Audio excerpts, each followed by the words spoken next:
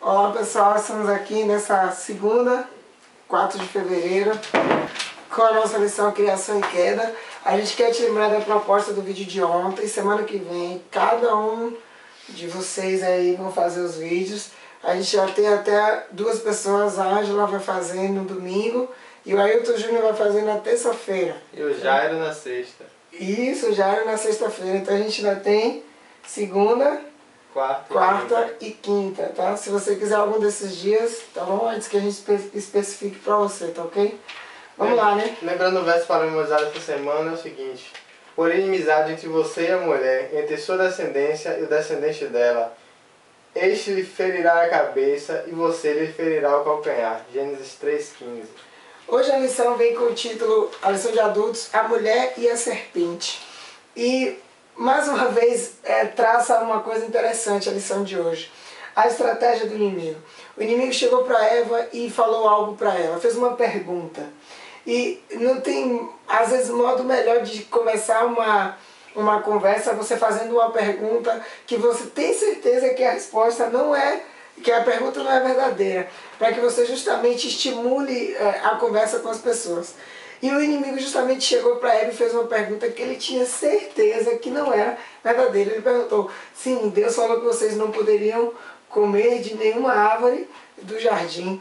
E Eva falou: não, a gente pode comer de todas, mas da árvore do conhecimento do bem e do mal, ele disse que a gente não poderia nem tocar na árvore.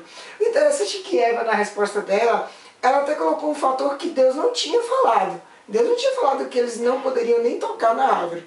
A Bíblia não especifica realmente por que Eva disse isso.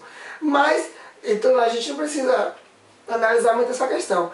Mas pare bem para pensar. Se você não chega nem a tocar em uma coisa, fica muito mais fácil de você não comê-la. Né? Porque para você comer, você precisa tocar antes, pegar. Então, só que o que a lição está querendo chamar a atenção em relação a isso? O inimigo pegou a palavra de Deus, uma ordem divina, e transformou, colocou palavrinhas para poder, com isso, criar uma cilada para Eva.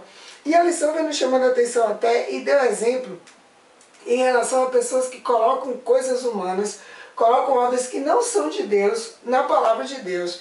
Deu exemplo de Mateus 15, de 7 a 9, Apocalipse 22, 18 e Colossenses 2, de 20 a 23.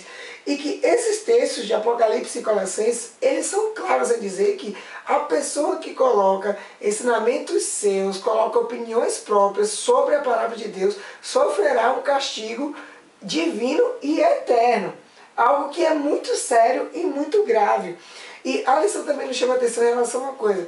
Existem muitas pessoas que estão adorando apenas em palavras. Jesus chamou essas pessoas de hipócritas. Os fariseus eram assim.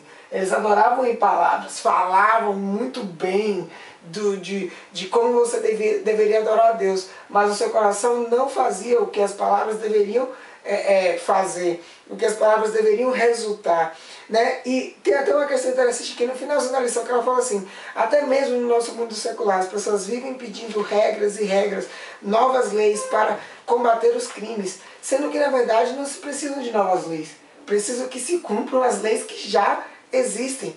E em relação à lei de Deus também é assim, não é necessário que Deus faça novas leis, é necessário que nós tenhamos um novo coração. Não se esqueça disso. A lição tem por título Criação e Queda. A gente falou no vídeo de ontem, a gente quer repetir. A lição está tratando das nossas quedas atuais. As nossas quedas atuais podem estar envolvidas justamente em pessoas que colocam ensinamentos que não são de Deus em princípios bíblicos. Verdade. E isso é muito importante.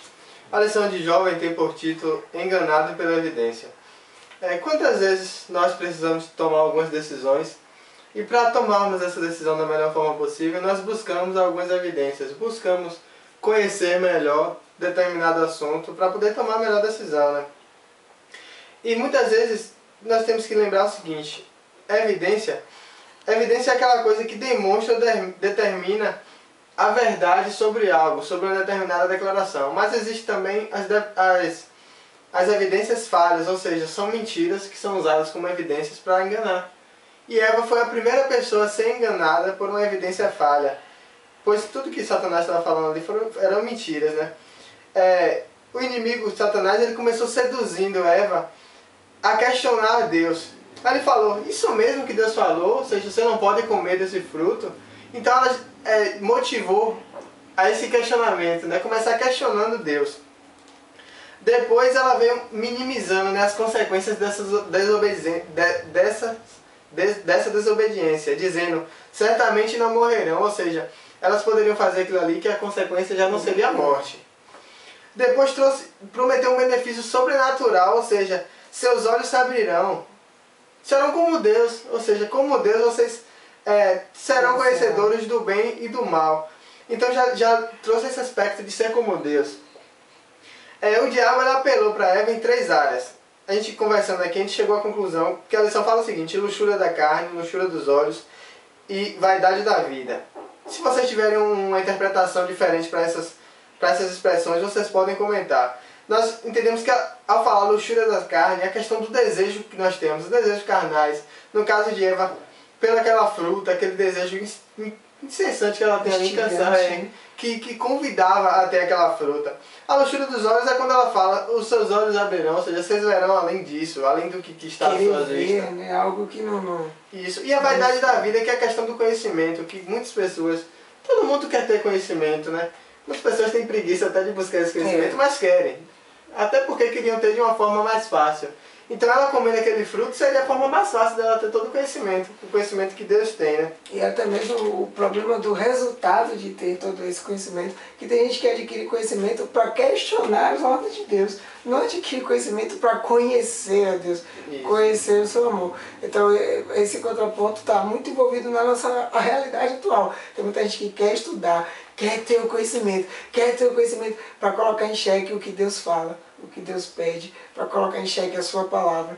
Então isso tudo estava envolvido ali naquela questão da tentação do inimigo, em relação ao conhecimento. Ele coloca para nós hoje, que é como a gente está frisando. A lição está tratando das nossas quedas atuais.